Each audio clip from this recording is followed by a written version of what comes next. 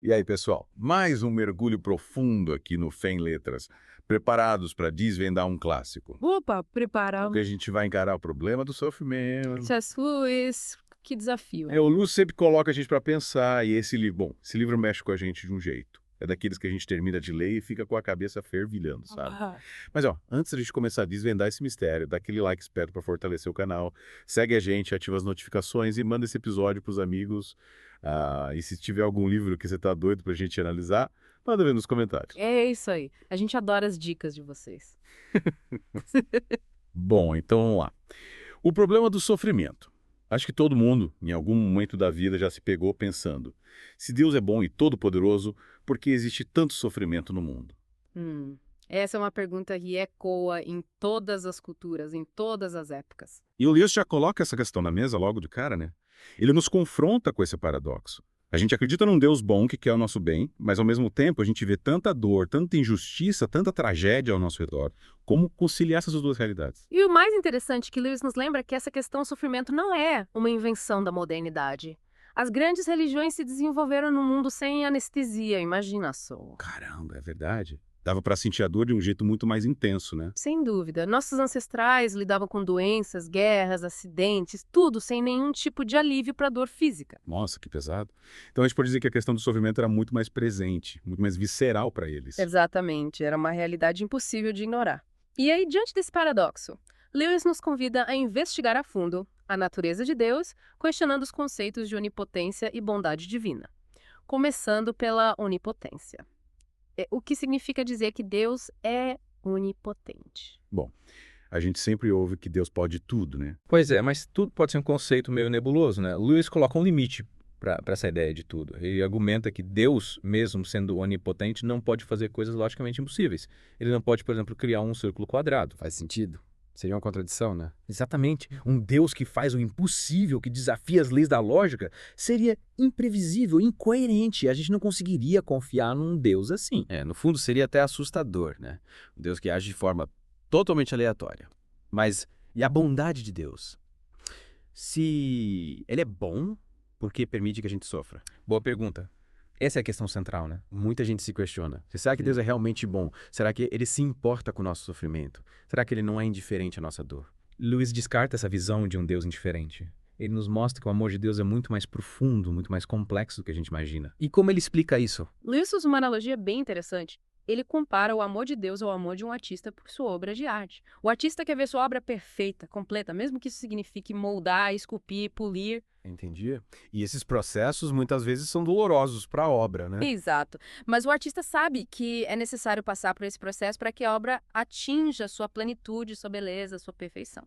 Então Deus nos ama como o artista ama a sua obra. Ele quer nos aperfeiçoar, nos lapidar, mesmo que isso signifique passar por momentos difíceis, por sofrimentos. É essa a ideia.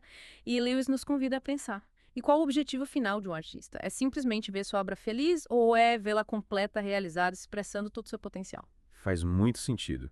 A gente tende a pensar em Deus como alguém que quer apenas nos ver felizes o tempo todo, como se a felicidade fosse o único objetivo da vida. Mas Lewis nos mostra que o alvo de Deus é muito mais amplo, muito mais grandioso. Ele quer nos ver completos, realizados, transformados à imagem de Cristo, mesmo que esse processo implique em sofrimento. Mas por que o sofrimento? De onde ele vem? Qual a origem de tanta dor? E aí que Lewis apresenta a visão cristã, a queda do homem. A história de Adão e Eva, do fruto proibido. Exatamente. Quando Adão e Eva desobedeceram a Deus, a humanidade se corrompeu, a harmonia original foi rompida e o sofrimento e a morte entraram no mundo. Mas peraí, a ciência moderna não desmentiu essa história da queda. Afinal, a gente sabe que o ser humano evoluiu dos primatas, né? Sim, a ciência nos explica a evolução biológica, como chegamos até aqui fisicamente. Mas Lewis argumenta que a queda não é um evento biológico, mas sim moral e espiritual. É a ruptura na relação do homem com Deus, é a escolha deliberada de se afastar do Criador. Então a queda não é sobre comer uma maçã, mas sobre uma escolha, sobre a decisão de se rebelar contra Deus, de querer ser dono do próprio nariz, como diz o ditado. Exato. É o que a gente chama de pecado original. Esse desejo de ser independente de Deus, de ditar as próprias regras, de seguir o próprio caminho, mesmo que isso nos leve para longe dele. E esse afastamento de Deus, essa busca egoísta pela autonomia, gera sofrimento, tanto para a gente quanto para os outros. É um ciclo vicioso. É isso mesmo. Yeah. E é aí que Lewis nos desafia a repensar o significado do sofrimento. Em vez de vê-lo como um castigo divino, ele nos convida a enxergar o sofrimento como um instrumento de Deus. Um instrumento, como assim? Lewis usa a imagem do sofrimento como um megafone de Deus. Uau, que forte, um megafone. É um megafone, porque muitas vezes a gente só escuta a voz de Deus quando as coisas vão mal, quando a gente está sofrendo. É como se Deus estivesse tentando chamar a nossa atenção, nos despertar dessa ilusão de que a gente pode viver sem Ele, de que a gente é autossuficiente. É como se o sofrimento fosse um alarme, um sinal de alerta, nos mostrando que a gente está no caminho errado, que a gente precisa voltar para Deus. Exatamente. E para explicar como o sofrimento nos impacta, ele apresenta as 3 operações do sofrimento. A primeira é destruir a ilusão de que está tudo bem. Quando tudo vai bem na vida, a gente tende a esquecer de Deus, né? Ah, com certeza. A gente acha que tá tudo dominado, que a gente é o tal. Aí vem o sofrimento e pá, desmonta tudo, né? É isso, ele nos coloca de frente com a nossa fragilidade, com a nossa finitude. A gente se dá conta de que não controla tudo, de que precisa de ajuda, de que não pode viver só para si mesmo. E essa é a segunda operação no sofrimento. Destruir a ilusão de autossuficiência. E a terceira? A terceira é a mais libertadora. Ensinar a verdadeira autossuficiência, aquela que se encontra na submissão à vontade de Deus. Mas como assim? Autossuficiência na submissão. Parece meio contraditório. É que quando a gente reconhece nossa fragilidade, nossa dependência de Deus, a gente se abre para a graça dele, para a força dele, para a sabedoria dele. Então a gente se torna verdadeiramente forte quando a gente reconhece a nossa fraqueza, a nossa necessidade de Deus. Exatamente. A gente para de tentar controlar tudo, de carregar o peso do mundo nas costas e se entrega àquele que pode realmente nos sustentar, nos guiar, nos proteger. Nossa, que interessante. Mas me fala uma coisa. Se o sofrimento tem esse potencial de nos transformar, por que Deus permite que pessoas boas sofram? Essa é uma pergunta difícil, né? Não tem uma resposta fácil. Essa é uma das coisas mais difíceis de entender quando a gente pensa no problema do sofrimento. Por que pessoas justas, inocentes, sofrem tanto? Cadê Deus nessa hora? O Lewis nos lembra que a gente enxerga só uma parte da história, como se estivesse lendo apenas um capítulo de um livro gigante. A gente não sabe o que aconteceu antes nem o que vai acontecer depois. Só Deus tem a visão completa. E ele sabe o porquê de tudo, né? Exato. A gente pode não entender agora, mas podemos confiar que Deus está no controle, que Ele tem um plano, um propósito para tudo, mesmo que a gente não consiga enxergar agora. A gente precisa se lembrar que os planos de Deus são muito maiores do que os nossos, né? Sem dúvida. E que a sua sabedoria é infinita. A gente não consegue compreender tudo, mas podemos confiar no seu amor e na sua bondade. Voltando ao nosso mergulho em O Problema do Sofrimento, com C.S. Lewis. Ufa, quanta coisa, hein? É verdade, muita coisa para digerir.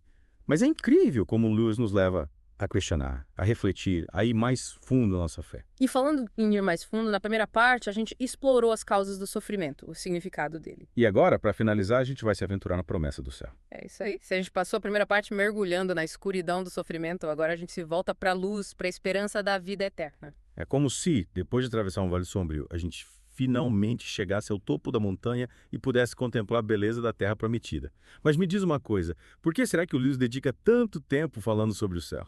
É que, para ele, a esperança do céu é o alicerce da fé cristã. Sem essa esperança, a nossa fé seria vazia, sem sentido. Seria como navegar no mar sem bússola, sem rumo, sem destino. Perfeito. E o Lewis argumenta que, hoje em dia, a gente tem ainda mais dificuldade de acreditar no céu, né? A gente vive num mundo tão materialista, tão imediatista, queremos tudo para ontem. Prazer, sucesso, felicidade. E essa busca desenfreada pela felicidade aqui, e agora acaba nos cegando para a verdadeira alegria, para a beleza e a grandeza da vida eterna. É como se a gente tivesse trocado um tesouro por um punhado de miçangas. E aí a promessa de uma felicidade eterna no mundo espiritual acaba parecendo distante, abstrata, até meio bobinha. E o Lewis nos desafia a questionar tudo isso. A gente precisa se perguntar o que realmente nos satisfaz. Onde está a verdadeira felicidade? E será que a gente pode ter certeza de que o céu existe? É só uma questão de fé cega. O pergunta. O Lewis argumenta que a fé cristã se baseia em evidências tanto históricas quanto racionais. Ele nos lembra que a ressurreição de Cristo é a base da nossa esperança. Se Cristo venceu a morte, nós também podemos vencer. A ressurreição de Cristo é o evento central da nossa fé, sem dúvida. Mas como seria o céu? O que nos espera do outro lado? Como Lewis descreve esse lugar? Ele usa diversas imagens. Um banquete eterno, uma cidade celestial, um jardim paradisíaco. Mas deixa claro que todas essas imagens são apenas tentativas de descrever algo que está além da nossa compreensão.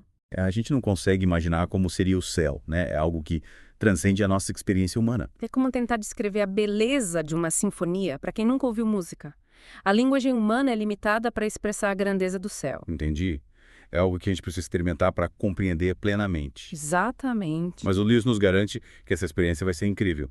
Ele fala de plenitude, de alegria, de amor, de comunhão com Deus e com todos os santos. Me diz uma coisa, a gente vai reencontrar nossos entes queridos que já partiram. Essa é uma das maiores consolações que a fé cristã nos oferece. A certeza de que a morte não é o fim. É reconfortante pensar que a gente vai rever as pessoas que amamos, né? Que os laços de amor que nos unem não se rompem com a morte física. Exatamente.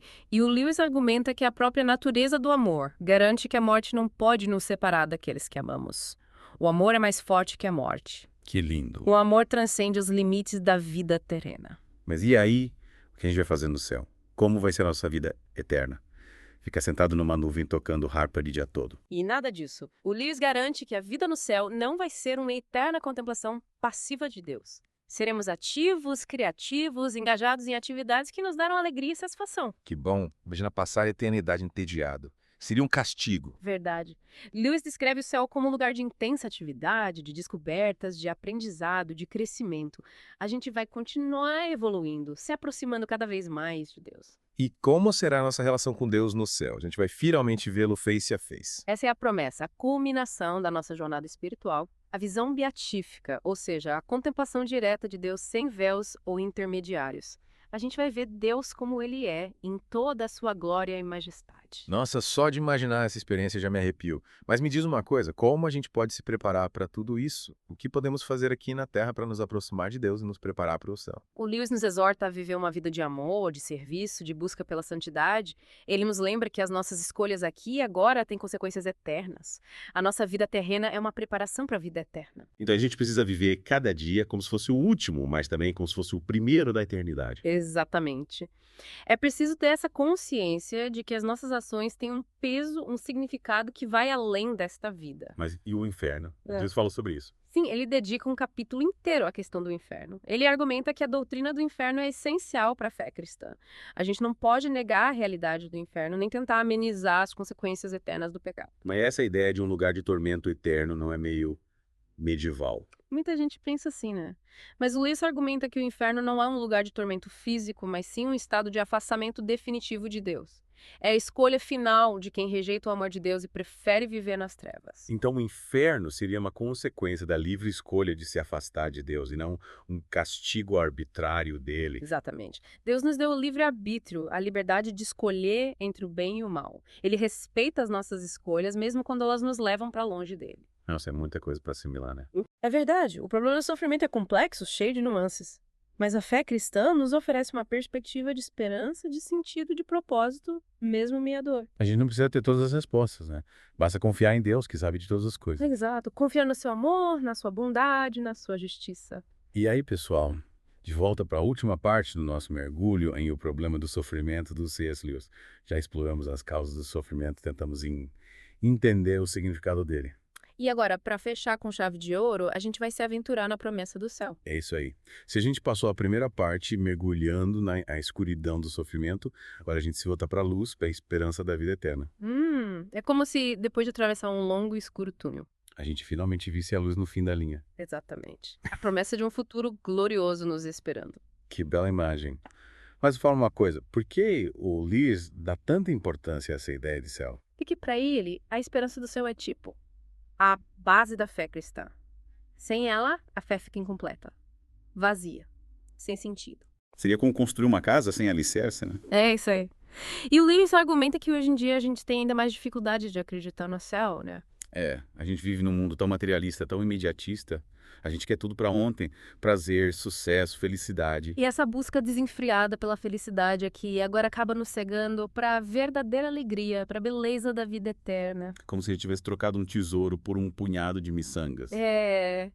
E aí a promessa de uma felicidade eterna no mundo espiritual acaba parecendo distante, abstrata, meio bobinha até. É verdade.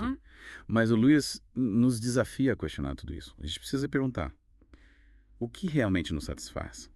Onde está a verdadeira felicidade? E aí? O que a gente pode esperar desse céu? Como ele descreve esse lugar? O Lewis usa várias imagens para nos ajudar a visualizar, sabe? Tipo um banquete eterno, uma cidade celestial, um jardim paradisíaco. Que legal. Mas ele mesmo admite, as palavras são limitadas para descrever algo tão grandioso. Ah, com certeza. A gente nem consegue imaginar, né? É algo que transcende a nossa experiência. É como tentar explicar a beleza de um arco-íris para alguém que nunca viu cores. A experiência real é muito mais rica do que qualquer descrição. Entendi. É algo que a gente precisa experimentar para compreender. Exatamente. Mas o Lewis garante, a vida eterna é uma experiência de plenitude, de alegria, de amor, de comunhão com Deus e com todos os santos. Nossa, é emocionante imaginar, né? Viver para sempre em felicidade perfeita, em comunhão com Deus. Mas o que a gente vai fazer no céu? Como vai ser a nossa rotina? E nada de ficar sentado numa nuvem tocando harpa o dia todo. Ufa, que alívio. O Lewis garante que a vida no céu não vai ser uma eterna contemplação passiva. Seremos ativos, criativos, A gente vai ter o que fazer. engajados em atividades que nos darão alegria e satisfação. Então o céu não vai ser um lugar de tédio. De jeito nenhum. Lewis descreve o céu como um lugar de intensa atividade, de descobertas, de aprendizado, de crescimento. A gente vai continuar evoluindo, sempre se aproximando de Deus. Que incrível. Mas e a nossa relação com Deus no céu? A gente vai finalmente vê-lo face a face. Sim. Essa é a promessa. A culminação da nossa jornada espiritual. Que demais. A visão beatífica, ou seja, contemplação direta de Deus, sem véu, sem intermediários. A gente vai ver Deus como Ele é, em toda a sua glória. Nossa, só de imaginar, me arrepio. Mas me diz uma coisa, a gente vai reencontrar nossos entes queridos que já partiram. Sim, essa é uma das maiores consolações da fé cristã. A certeza de que a morte não é o fim. Os laços de amor que nos unem, eles não se desfazem. É muito bom pensar que a gente vai rever as pessoas que a gente ama. E o Lewis argumenta que a própria natureza do amor garante isso. A morte não pode nos separar. O amor é mais forte. Que lindo, o amor transcende os limites da vida, né? Mas e aqueles que não creem em Deus? Qual o destino deles? O Lewis deixa claro, Deus não obriga ninguém a amá-lo. Ele nos deu o livre-arbítrio, a liberdade de escolher entre o bem e o mal, entre a luz e as trevas. Quem rejeita o amor de Deus? Quem escolhe viver nas trevas se separa dele, eternamente. Então o inferno não é bem um castigo, né? Isso é uma consequência da livre escolha de se afastar de Deus. Nossa, que responsabilidade a nossa, né? Se a nossa escolha é tão importante, como a gente pode ter certeza de que está no caminho certo? É verdade. O Lewis nos convida a buscar a Deus, com sinceridade, a se arrepender dos nossos pecados, a confiar na sua misericórdia. E se entregar ao seu amor? Exatamente. Mas como saber se Deus nos aceitou? Se nossos pecados foram perdoados? O Lewis garante. O perdão de Deus é completo, incondicional. Se a gente se arrepender de coração, Ele perdoa todos os nossos pecados. Todos, mesmo os mais graves. Todos. Ele nos convida a confiar na sua misericórdia, a se abandonar no seu amor. Que alívio! Saber que Deus nos perdoa e nos ama incondicionalmente. Deus está sempre de braços abertos para nos receber de volta. Bom, falando em perdão, o Lewis fala sobre o purgatório, aquele estado intermediário entre a morte e o céu. O Lewis, como anglicano, não se aprofunda nessa doutrina. Mas ele reconhece, a purificação da alma é necessária. O importante é a certeza de que Deus, na sua infinita misericórdia, nos purifica, nos prepara para a vida eterna. Da promessa do céu, o grande consolo, né? Diante do problema do sofrimento. Com certeza, a esperança da vida eterna, a comunhão com Deus, a felicidade sem fim, tudo isso nos dá força para enfrentar as dificuldades. É como um farol que nos guia a meio à tempestade. Que bonito.